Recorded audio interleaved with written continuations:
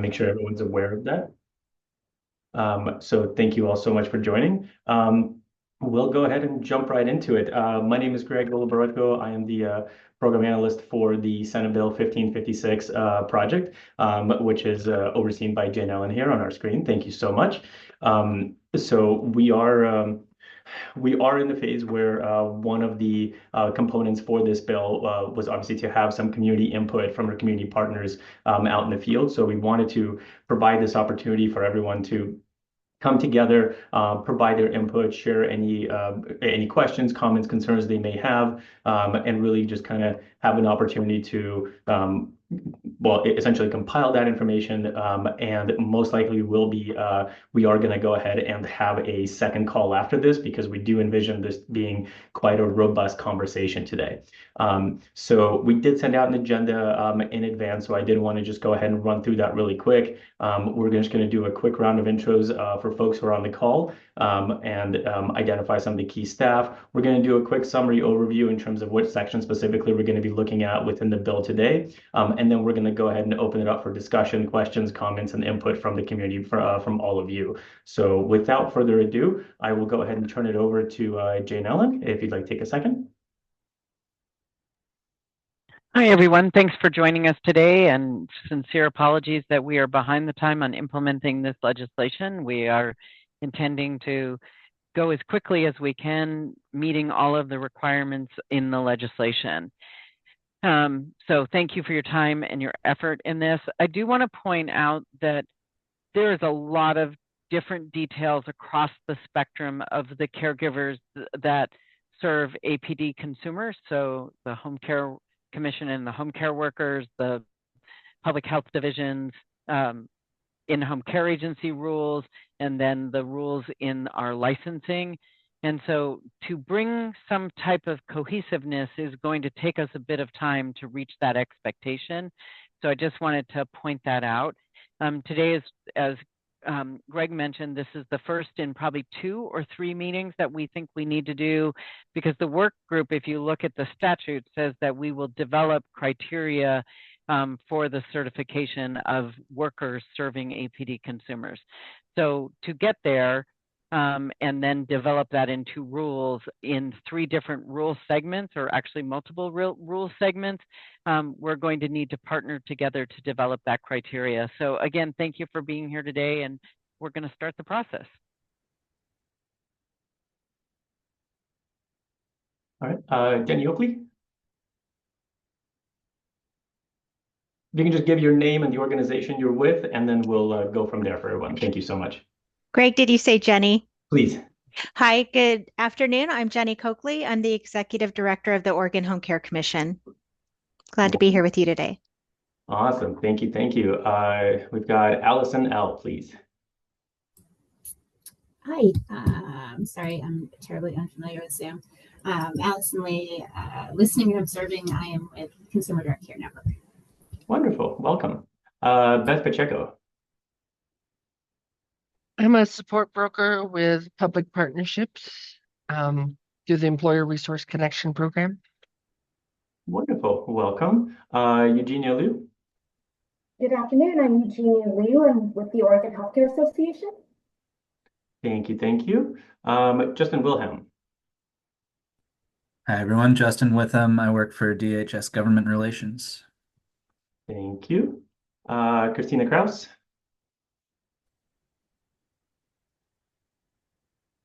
Good afternoon. My name is Christina Kraus, and I'm the Rules Coordinator for Aging and People with Disabilities. Welcome. We've got Leah Nicomo.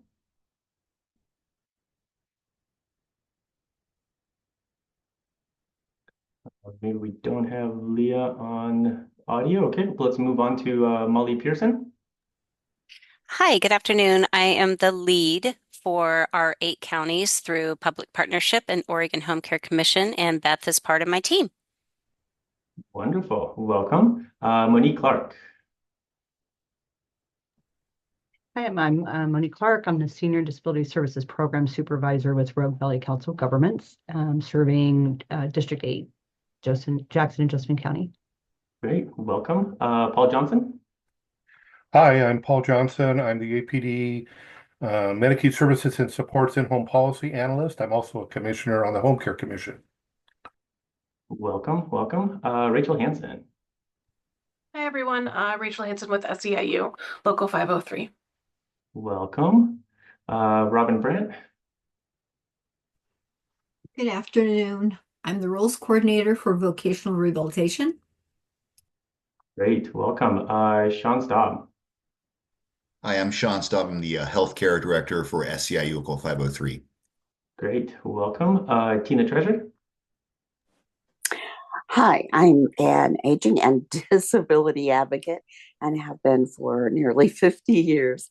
And I've used in-home care providers for probably 10 to 14 years.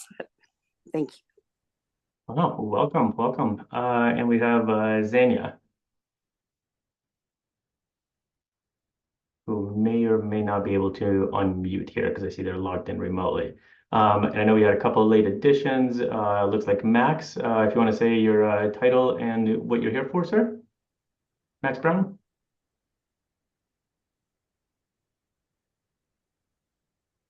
Max might be having some technical difficulties, so let's just go ahead and get started. And we might have some additional folks joining us as the meeting goes on. So we'll loop just in case Max can't, can you introduce yourself now, Max, or do you want me to introduce you? Yeah, absolutely. Max Brown, I go with he, him pronouns, working with the Office of Aging and People with Disabilities and Long-Term Services and Supports. Glad to be here. Awesome. Welcome, Max. Great to have you, sir. Greg, I'm Nicolette Riley from the Oregon Healthcare Association. Oh, hello, Nicolette. Thank you so much for joining us. Appreciate it. All right, and I believe that is everyone for that. So wanted to just kind of jump into this. As Jane Ellen said, kind of setting the tone for the conversation. We are obviously a little delayed in terms of implementing this, but we are very diligent and very intentional in how this work is moving forward and how this gets actually applied into practice. So one of the key sections within this bill was Section 4, which specifically called out for 3 components that we need to discuss as part of the community partner meeting. And that is really what this conversation here today is about. We'll put that up on the screen here in a second. And that was specifically around Department of Human Services should work with the stakeholder groups to A, design certification requirements under Section 1 of this Act, 2, to explore ways to improve the skill level and training of home and community-based service caregivers as defined in Section 1 of this Act, and 3, improve pathways for caregivers to access continued education and advancement. So with that said, I'm going to turn this over to Jane Ellen for a few minutes to kick us off here. And did you want me to go ahead and put the spreadsheet up on the on screen share, Jane? That would be great. Great. Grab that for you. So we have begun some initial, as Greg puts that up, as we have begun some initial side-by-side comparison for the 3 primary provider types within the Office of Aging and People with Disabilities. That includes home care workers, direct care workers in the in-home care agency realm, and the and you're going to need to really blow that up much bigger, sir, because that's like 3-point font. And the direct care keys, I think that's pretty good. It's still small, but I think I can deal. So the and the direct care staff that are in our licensed care settings. And you'll see that in the direct care staff in this, in the far right column for, we call it SOQ, so Safety, Oversight, and Quality for our APD license. Right now it references what we would call the 054 rules, which are the residential care facilities and assisted living facilities references. We don't have a side-by-side comparison of direct care providers in adult foster homes. So we're working on that analysis. But what you're going to see is that there is a lot of similarities, but then there's also fairly large differences. So just wanted to go through some of these things and really start a discussion with all of you about what are those key components that we think need to be universal as the floor for both this certification that the department has to develop. What are those key aspects that we think need to be across these three provider types? And then foster home, the direct care workers in foster homes would be included as well. So if you scroll down, and we'll be sending out this document afterwards, because there's links to administrative rules, and we think that that's a little bit more difficult to hop back and forth in this meeting. So we're going to start from pretty much the minimum qualifications. And I'm sorry, many of you know I have a very large cat, and he seems to want to be annoying today. So across the board for in-home care, individuals need to be 18 years and older.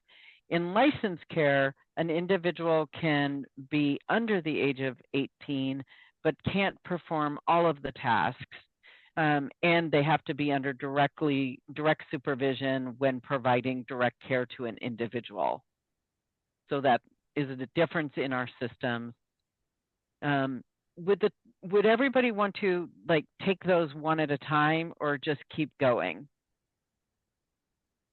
Preference from the group? Keep going. Okay. Unless somebody disagrees, I'll keep moving. So universally, everybody has to pass a background check that is approved by the department. And then down under first aid, I'm going to have you scroll a little bit. For home care workers, there's not a requirement to take first aid, but there is a differential when someone receives a first aid certification. And for in-home care agencies and licensed care facilities, that those have to be, their first aid is required. And there's a little bit more definition about the type of first aid for in-home care agencies. And I'm sorry, I'm going to go off camera and get rid of the cat. So hold on just a second. No problem. Come on, Boo Boo. Oh, and I just said that online, right? Sorry. Yep. So that's his nickname. Boo Boo's only a little embarrassed. I think he's embarrassed. Yes, he's blushing. I can see. Okay. So Heimlich training is required for in-home care agencies and for licensed care facilities, but not for the home care worker. CPR there's no requirement across the board. It is recommended for in-home care agency staff and for licensed care staff, but it's not noted in the home care worker realm. Infection prevention and control, it is part of the mandatory orientation for home care workers, and then it is a requirement across both the in-home care agencies and assisted living residential care facility staff. Next one. Communication. In the home care worker realm, it is not a requirement. I'll say that it used to be that we used to require that English, let me see if I can say this correctly, that English was, the individual had to be proficient in English such that they could understand the case manager, the consumer, and others that may be directing care for the individual. Some years ago, we took that out because it was a limiting factor in getting individuals into the home care worker realm that could serve individuals from diverse cultures, and especially for consumers who English isn't their primary language. In the in-home care agency requirements and in the licensed care requirements, there is a requirement that the individual have sufficient communication and language skills to enable them to perform their duties. In the home care worker realm, I think what we're trying to say here is that each individual worker is enrolled as a Medicaid provider. So they sign both the application and a provider enrollment agreement and are then enrolled as an individual provider. Whereas for the in-home care agencies and the RCFs and assisted living, and I'm sorry, I'm going to start using shorthand here, the provider is required to be the licensed entity. They're the enrolled Medicaid provider that must meet the administrative rules such as the background check, the training, et cetera. And then in addition to other notes on this is the staffing requirements and training for residential care and assisted living facilities require that workers have specific training for their for the duties that they're going to be assigned, and then there are specific training requirements throughout, and then there's a requirement on, and I'm going very quickly, I know, but in an acuity-based staffing model that they are sufficiently staffed to meet the needs of their residents. Next, go slide down, please.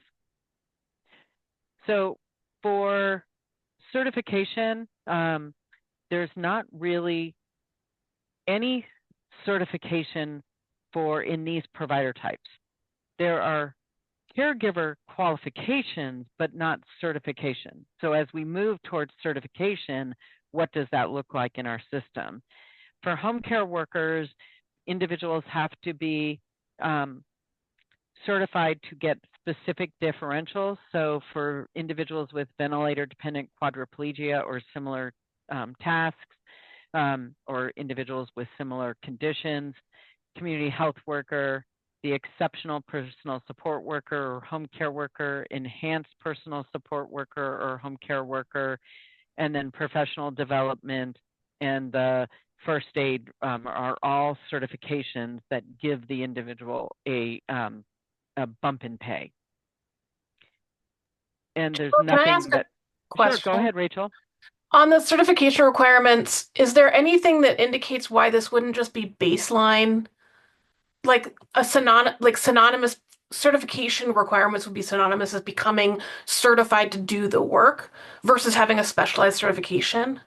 Does that make sense? Yeah, and I think for the home care worker side of it, it is because we are specifically paying those differentials, and so the term certification came available. So because, how do I want to say this?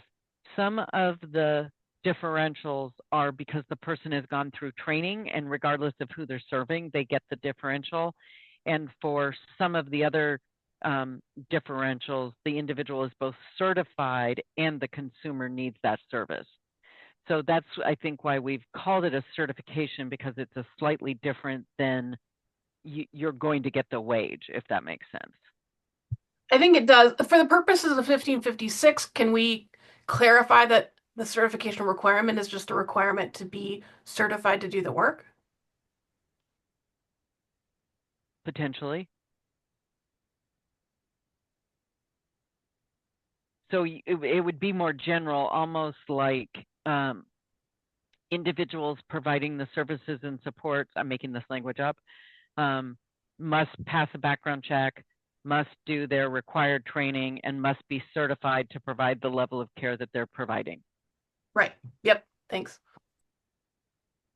And good thing that was tape recorded, because I often say things like that, and then everybody yells at me because I can't remember what I said.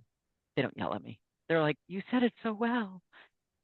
I don't know if I did that time, but it's a good start. So each of the provider types, so we'll keep going unless people have comments, concerns, jump in just like Rachel did, please, because this is really just kind of an overview for today, and then I think we need to really dive in. But for orientation, each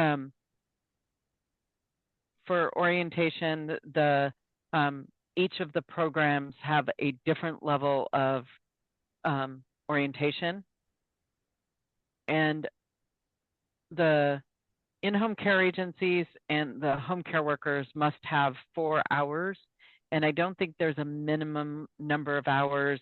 I can rely on OCA here, Oregon Healthcare Association, sorry, gonna, like I said, use acronyms today, to say that I don't think there's a preset number of hours for the pre-service training. It's just you have to cover the content. Is that correct?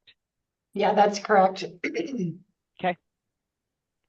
So this may be an area where we want to standardize more across the system. Maybe not, and we can have that discussion. I have a question. This Sure, is Molly. Molly Pearson. I'm also an LPN, and for each for a facility for in-home foster care, any type of that type of environment, we have to delegate Mhm. and sign off to make sure that individuals know how to administer a insulin shot.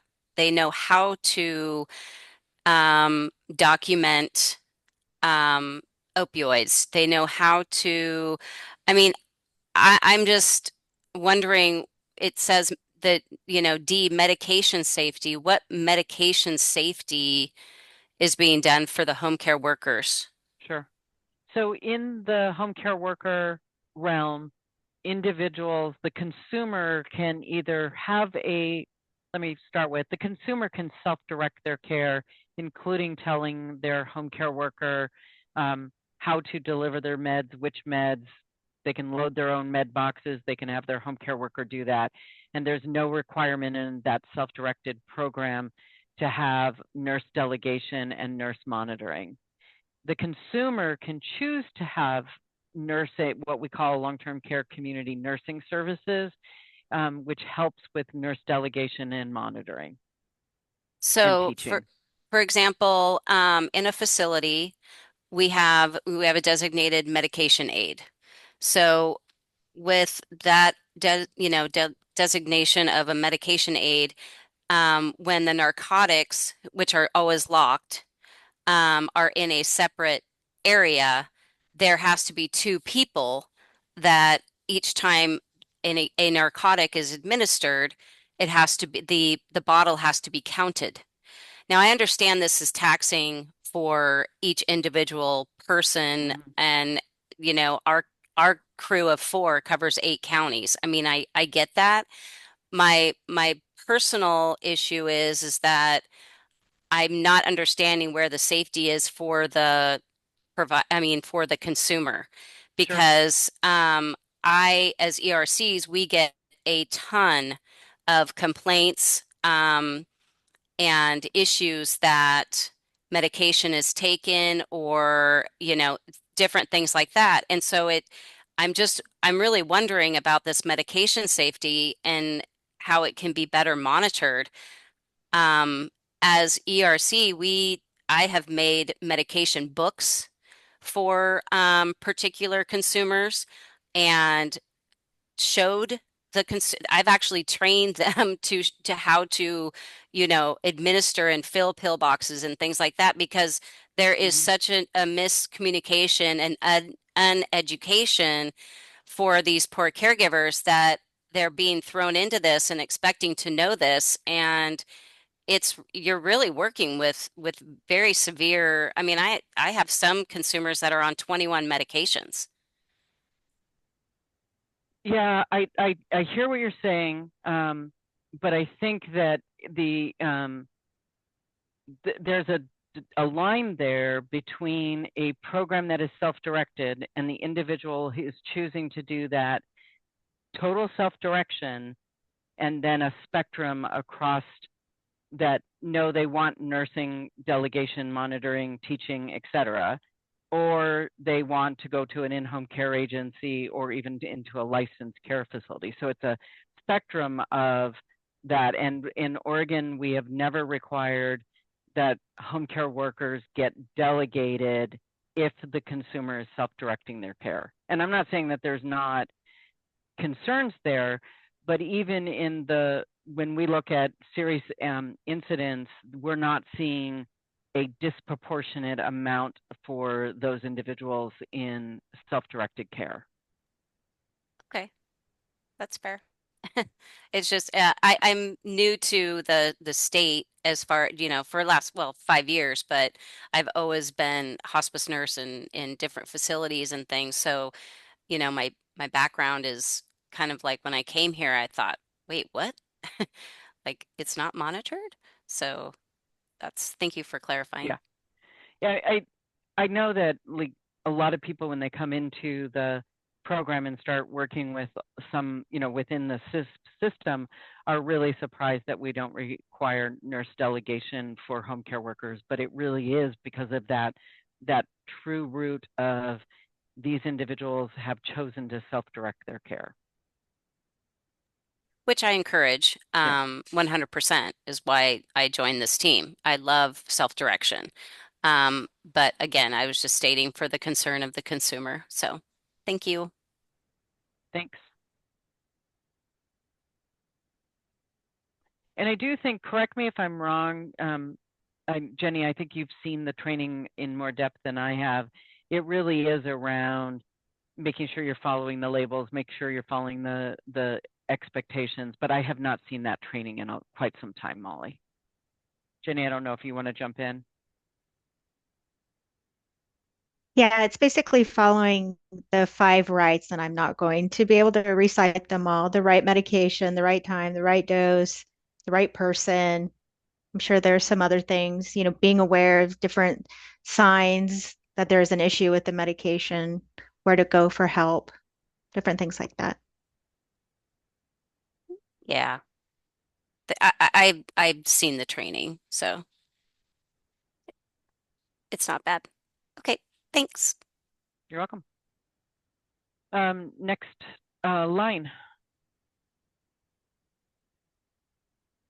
So here's additional training requirements for home care workers of 8 hours for core training. For in-home care agencies, again, 8 hours. And then I know that there's a lot of different specificities for the RCFs and assisted living facilities that are up to 12 hours per year, correct? It's up to 12 hours per year for an RCF, but it's 16 if they have a memory care endorsement. And then Jane Ellen, I didn't see, and I don't know if it's coming down a little bit farther, but there's also the LGBTQIA2S plus annual training requirement and the HCBS training requirements that I didn't see on that list unless I just missed it. No, you're probably right, because we started this before some of that came through. Okay, so we might want to make sure we add those. Yep. Yes. And Rachel, do you want to jump in and say what you were just typed? Yeah, I feel like we're getting into the weeds on stuff and I'm losing the thread on what the core intention of the bill is, which it really feels like we don't need to be, we're not recreating, we're not redrafting any training, we're not saying that things need to be different than they are already. This is really just about how do we agree on, like, the core for me is like the department needs to adopt criteria for certification and continuing certification. And so to me, the adoption of that is just an agreement that the criteria is what already exists. And the thing to work out is how are employers reporting on that? And how does that exist in the registry?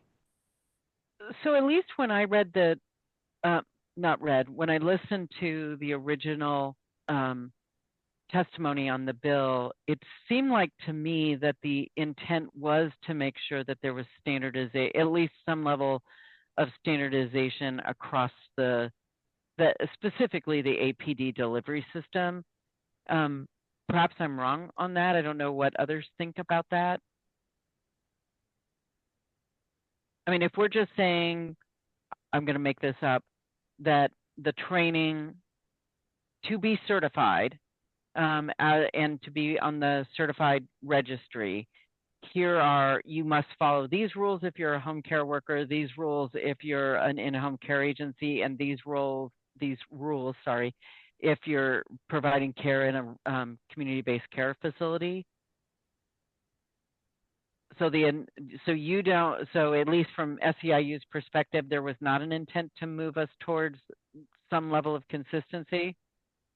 I wasn't a part of that originally. Unfortunately, Alice is out, but that's my understanding of what the goal was. It really wasn't. It was just employers already need to be doing this. Let's make sure that there's a registry to capture all that information.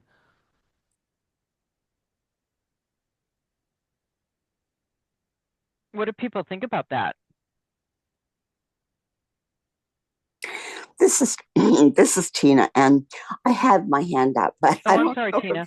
That's okay, hon. That she was really getting to my main question, I think, is I wasn't involved in when this bill came up or listened to any testimony, and it is quite a while ago now. So I guess I'd like to know upon whose insistence this bill came about and what's the ultimate goal. I just think I think if only legislators, and I think most of them would agree with me, if only legislators are the ones who, looked at consistency and a blanket certification and everything, they would clap and say, oh, this is wonderful. This is going to create a wonderful, more, continuity of care and all that. But unless they know the history of all these different types of care and really what the difference is. I mean, you started out, Jane Ellen was talking about, the independent living. I call it the independent living model because that's where I come from. But, the more self-directed model and all the way to like, it looks like here, even like memory care and things like that in the facilities. There's a vast difference. One, in the skill a person needs, the training they need, and who they get it from. Because even though it lists here the home care training, they get their training mostly from the consumer, so that the consumer can direct when, how, and what is done. So I guess I'm really confused because I'm against consistency across these continuum because it is a continuum and it's very different program to program. So if you could talk more about really the goal of this bill, it would help me a little bit. Well, and I'll have to admit, I wasn't included in that sounds like I'm pouting. I wasn't part of the process when this bill was introduced in 2022 or passed in 2022. But when I look at the language, what I thought it was saying is, so going to quote this directly, the department shall adopt by rule criteria for the certification and continuing certification of home and community-based services caregivers. And the criteria must include, but not limited to, the requirements that the caregiver be at least 18 years of age or older, not be excluded from participating in the federal healthcare programs, have in effect a satisfactorily completed crim check. Okay, it doesn't say that, but I'm shortening it. Complete all basic training requirements that are relevant to the position and to the health and safety of workers and individuals receiving care, including but not limited to requirements adopted by the department in ORS 410 and ORS 443. And then the provider has to submit verification of each worker that has passed that criteria. And so maybe I'm wrong. I don't know what others think about. We just say, we reference back to, if you're going to be a home care worker, here's your rules. If you're going to be an in-home care agency caregiver, here's your rules. And if you're going to be a licensed care setting person, here's your rules. I'm seeing Tina's thumbs up on that. Other thoughts? Monique Clark. I asked the question in the chat about asking if there was a proficiency test after training and if it was required annually. And that was just in response to your comment, Jane Ellen, about whether or not there would be a specific amount of hours that should be or would be a criteria to meet to show that the training had been completed, or if it was just completing the series. So I asked that only because my first thought went to, well, if there isn't, it seems more valuable to have show that no matter how quickly you pass it, that you're proficient in what you've learned. And you can show that because it's a protection for the state to say, we're vetting this person and we're sending them into your home. You might be the person who's training them on what your particular needs are, but we've vetted this person and we're saying that they are a certified person now. So from the state's perspective, have they, to me, I've supervised lots and lots of caregivers in my career, and that seems to be like where the consistency is that the knowledge base is understood, and that there's you have a bar kind of set for Sure. where you want people to be. So that was just my thought on it. So thank you for that, Monique. We also have Eugenia also has a question really quick. Oh. Ellen. Yeah, Thank you. I also have this vague recollection when the bill was being discussed that one of the components was to make sure there's portability. And I think that was the concept around the certificate. So I think there were discussions around when people go from place to place, they've got to sometimes restart, like, the background check has to be done again. Sometimes they have to redo the orientation or redo the basic initial training requirements. And I think the concept of the certificate was so that someone can say, I'm up to date with everything, and they decide to take a job elsewhere, that they can now say, look, I'm up to, like, between care agencies or maybe between, residential care facilities. They've got like a certificate to say that I'm up to date on everything and I don't have to redo and spend time to redo all the orientation or all of the initial training or redo a background screen, which could add time and be a barrier to someone taking a different position.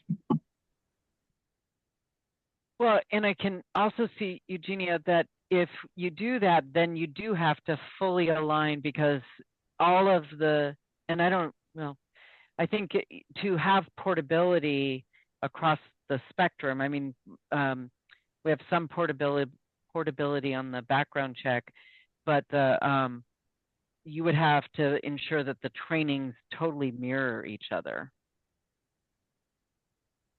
And correct me if I'm wrong here, but neither in-home care agencies nor, I think, home care workers now have a competency on the training, right, Jenny? They have to pass a test, basically. Yes.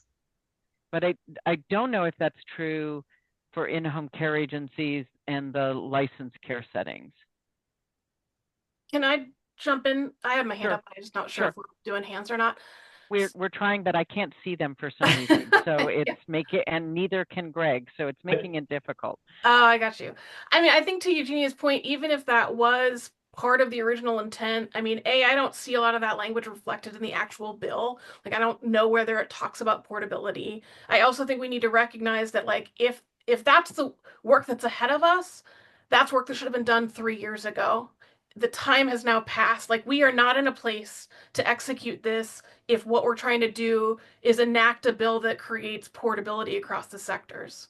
So unless it doesn't feel like we have the certainty on the intent, and I would like to bring us back to then what is the basic intent, which I believe, again, is just let us, like, the employers already do a verification. Like, it is on the employer to say, yes, the worker that I've hired is qualified to do the work. They're qualified because they meet the age requirements. They're qualified because they've got this background check. They're qualified because they've done the training. The employer oversees all of that. We're not asking to change any of that. I think the idea here is let's create a space where the employer just confirms that information through this registry. And that's it. And I just underscore, we are super duper late. Like, I know you guys mentioned this at the beginning, but we are years behind. Like, this should have been executed a very long time ago. We're not in a place to have these conversations around how to recreate a certification that's portable. We're past that point. So Rachel, can I just ask a clarifying question? If the only intent of this bill, if all of the onus is on the providers, whatever the setting is, the employer or the provider, to gather this information, make sure that all of the trainings are valid, that they're meeting all of the individual requirements for the setting, and they're now submitting this information to this caregiver registry, then what's the point of the caregiver registry? Like, what is the intent of having a caregiver registry? Again, and I'm kind of like Jane Ellen, like, I wasn't part of the original process in 2021, was it? But my understanding is 2022. It's about transparency. and it's about accountability, is my understanding. I guess I just don't understand that. If the accountability is falling on the provider or the employer, they're already held to those accountability standards because that's part of the rules that they have to adhere to. So, yeah, my understanding is that it is part of what the employer is required to do, and it's something that kind of lapses or had like lack of oversight on, and that this bill in part was an intention to embed that higher level of accountability and transparency. But we're not here to rehash like whether or not the bill is, the bill passed. So I think really at the end of the day, I'm trying to, through the conversation here, I'm hoping to just get clarity, like how do we do this as quickly as possible? How do we meet the needs of what we're looking for? And from SEIU's perspective, I think we've been pretty clear that these are our core goals. I'd be curious if OCA has different goals that they have around this, but at the end of the day, we want this up and running. We want it up and running, when we had bill language to say it should be up and running. We're behind. We want it to happen. I believe SEIU's, what we've laid out is the simplest and easiest solution to get this going and running. Yeah, I think that the goal is very similar to in the workforce, licensed workforce in skilled nursing. Members of the public can, confirm the licensure of a given caregiver, nurse, clinical staff in that setting. And the goal is to allow that level of transparency and accountability to the public here for, information and certification that employers are already gathering. Sean, I guess my question still goes back to, and I'm not trying to be difficult by any means, but I think, Rachel asked what OCA's thoughts were around this. My understanding of this bill was that by creating this certificate type program or this registry, that as Eugenia was saying before, that there would be some portability. If I'm a provider, and I've hired 3 new employees, I can go on this registry and see, yep, these 3 employees are registered as a caregiver. They've completed all of their training. They have this certificate. I can then take that certificate and utilize that as my training records and do my, my site-specific training and competency, but I would at least have some validation that the training had been completed. I'd still be doing the competency of that training in my setting, but that this would allow for portability. And I guess the rationale that I thought was why we were doing this too was so that if I had maybe a caregiver that was a caregiver in a licensed facility, but I was looking for an in-home care person, or I was looking for a personal care person or something, I could look at this registry and see, oh yeah, at a minimum, they have this training.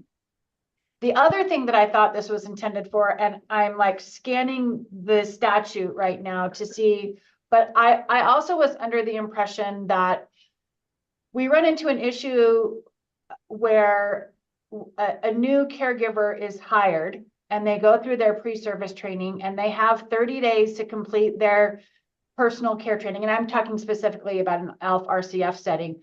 And you've submitted a background check, and it looks like everybody has to have the background check.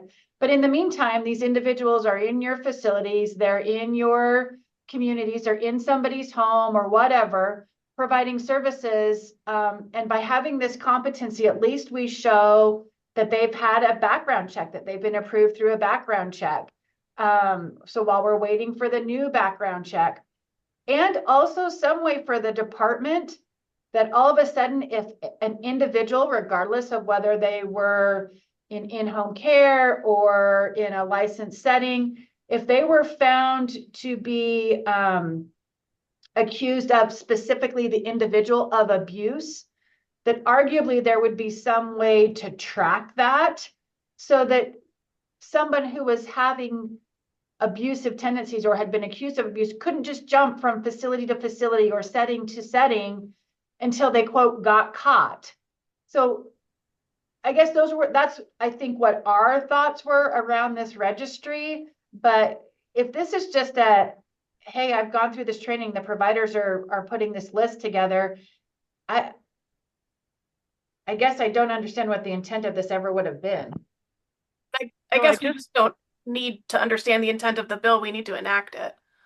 So I am reading section 5 of the bill, and that says that, and I just put it in chat, where it does seem to be beyond just creating a registry. It's of the current state of affairs. So it's design certification requirements, explore ways to improve the skill level and training for home and community-based services caregivers, improve pathways for caregivers to access continued education and advancement. And so I'm going to pause us on this. I hear what both groups are saying, right? Like, one is this portability issue, and one is we're so far behind, and maybe we do this in phased implementation, and it's something I need to go back and talk with DOJ about. But with this group that we've convened here today, we are supposed to be designing those certification requirements. That was at least from the way I'm reading the statute, is the stakeholder group is supposed to help advise the department on what is the baseline of the certification. And so to me, certification means not only you're 18 and you've got a background check, it is also the training requirements that we've built into the systems. So, but I think sorry to interrupt. I think you're also making some assumptions. Like, there's nothing in the bill that outlines that. To me, I read it as we need to identify and be on the same page about what a certification is. And from our standpoint, that certification is what already exists to certify workers, like nothing new. Yeah, I mean, the section 2 lists out pretty clearly what's required for the registry. And, there is the certification status component, but a lot of the other information is stuff, again, that, already exists and employers are already collecting from workers. Okay. So I know that we're running out of time. I'm not sure. There it is. Sorry, I couldn't find my clock. That we're going to do is go back and listen to the hearing again. We're going to convene one more of these work groups. And maybe at that time we come back with let me rephrase that. We'll come back with a definition of what is the minimum certification that we're looking at based on listening to the hearing and looking at the legal sufficiency in the bill. And then we'll discuss that definition. Greg, did you remember when we're scheduling the second meeting? Or we haven't scheduled it yet out. We were thinking within the next 30 days, we would have a secondary follow-up. Yep. Okay. Does that work for everyone? That works for us. I know that we're busy, but if we can prioritize this, it does feel like we've had this conversation before. Sorry, I'm looking at a paper calendar, so I guess I'm visual. So we'll do our best. APD is at Ways and Means next week, and then have the first week in April. So we'll see what we can fit in, or the second week in April. I know you're saying let's keep moving as fast as possible. Are there other comments before we leave today? This is Molly again. It just seems like there's a request for the bare minimum. And when you go into someone's home, as the provider, and you go into someone's home as the consumer, you have this expectation. We are ERCs. We get referrals from 8 counties around Oregon. These referrals are coming in, Rachel, with requests of nurse delegated tasks. These are case managers that are giving us these referrals, indicating that they have nurse delegated tasks at hand. And there is no training for these poor providers. They are being thrown in to a circle and wondering if they can succeed. On top of that, you have the safety of the consumer. They're thinking that the requirements, these certifications, these background checks, everything is going through smoothly. But I can tell you that when I use Carina as an ERC, I request to ask for the provider number, and they refuse to give it to me.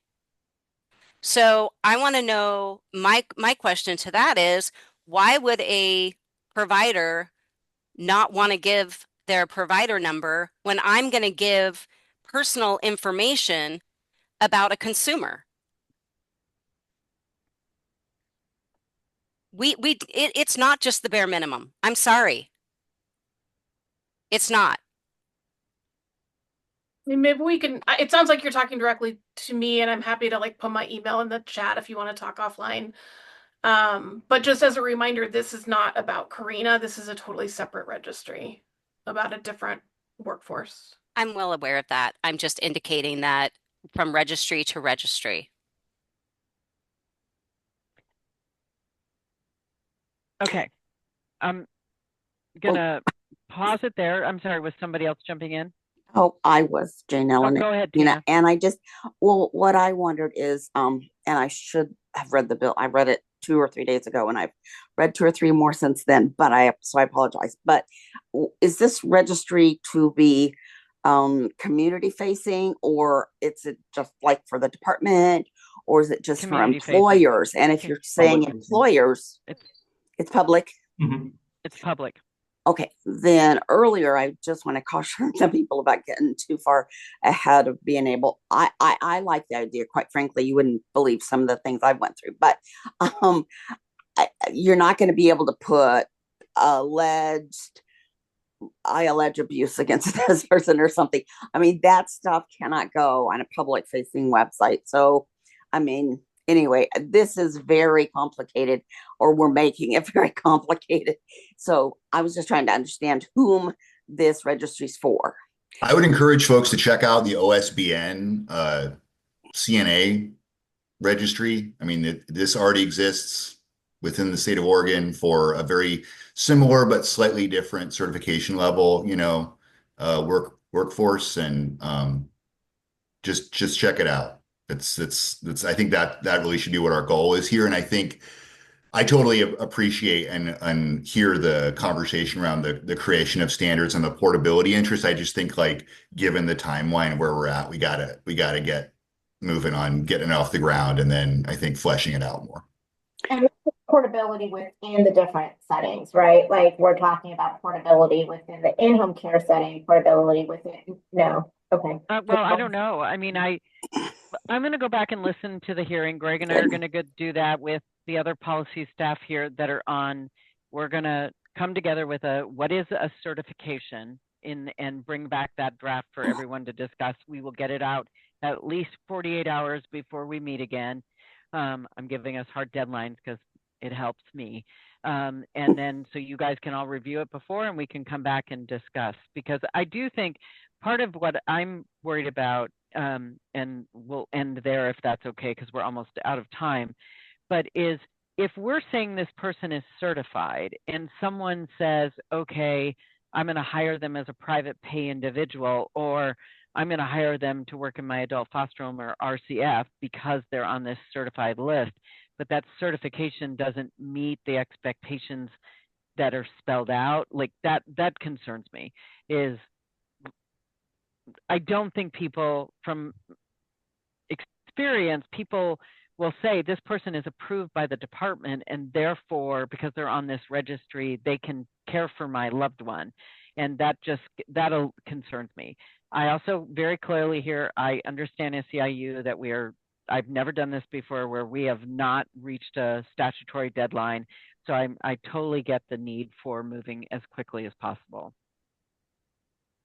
Jane Ellen, please do not blame yourself. You've had a lot to work on, and mea culpa to the legislature, but I just think this bill was sort of misplaced without a lot of direction, and I would have stuffed it in the back drawer and compared to everything else we've got on the burner anyway. So don't nobody's at fault, and I think we'll move as fast as we can, but I, I don't see the value in this right now anyway.